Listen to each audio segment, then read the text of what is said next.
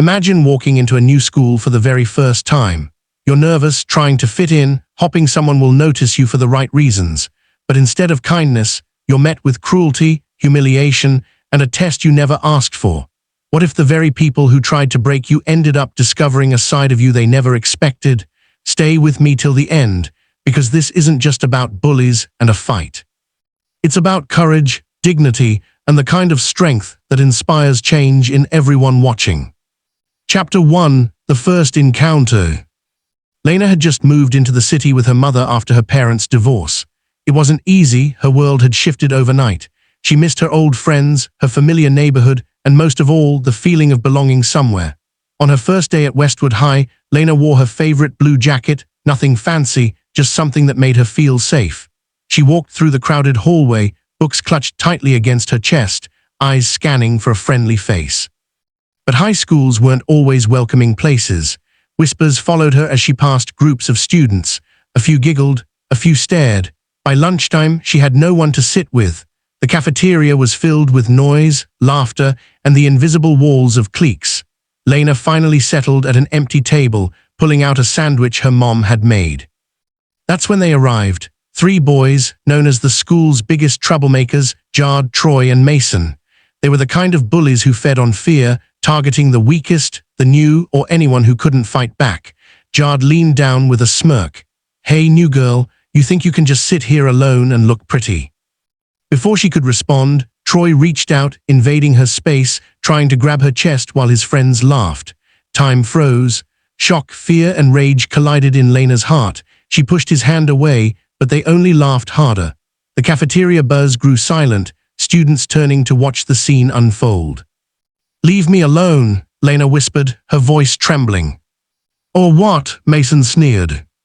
That was the moment Lena realized something. She wasn't going to be a victim. She had spent years training in martial arts back in her old town. Her father, before leaving, had insisted she learn self-defense, not just for the body, he used to say, but for the spirit. Those lessons had stayed with her, buried under the weight of heartbreak and loneliness, until now. She stood slowly, setting her sandwich aside. Her hands tightened into fists. The bullies laughed louder, mistaking her silence for weakness. But in Lena's eyes, there was a fire they didn't understand. Chapter 2: The Storm Unleashed. Troy reached again, and this time Lena didn't hesitate. In a blur, she sidestepped his grab, twisting his wrist with practiced precision. A sharp yelp escaped his mouth as he stumbled backward, clutching his arm. The cafeteria gasped. Before Jard could react, Lena spun on her heel and delivered a swift kick that knocked his tray of food across the floor, sending him tumbling into a chair. Mason lunged at her, but she ducked low, sweeping his legs from beneath him. Within seconds, all 3 bullies who had mocked and touched her were on the ground, groaning in pain and disbelief.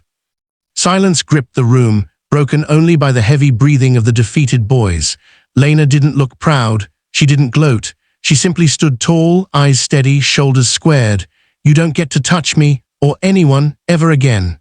Her voice carried more weight than any punch she had thrown. The bullies, who had always thrived on fear, suddenly found themselves begging. "Please, don't hurt us anymore. We are sorry," Jard stammered, his tough guy facade shattered. A teacher finally rushed in, but by then the lesson had already been written across every watching face. Respect, boundaries, and strength come in many forms, and sometimes the quietest person holds the loudest power. News of Lena's stand spread like wildfire. By the end of the week, students who once ignored her came up with admiration, asking if she was okay, telling her how brave she was. But Lena didn't crave popularity, she only wanted peace. She told anyone who asked, "It's not about fighting, it's about knowing you have the right to stand up for yourself." The bullies, now humiliated, avoided her at all costs. For the first time in years, they had been forced to face the consequences of their cruelty. And Lena, she walked the halls no longer invisible, but respected. Her strength wasn't just in her fists, but in her refusal to let fear define her. And so, her first chapter in this new school didn't end with loneliness, it ended with courage. Courage that would ripple far beyond the cafeteria walls. True strength isn't about violence, it's about dignity. It's about standing tall when others try to tear you down. And sometimes, the quietest soul can shake the loudest bullies into silence.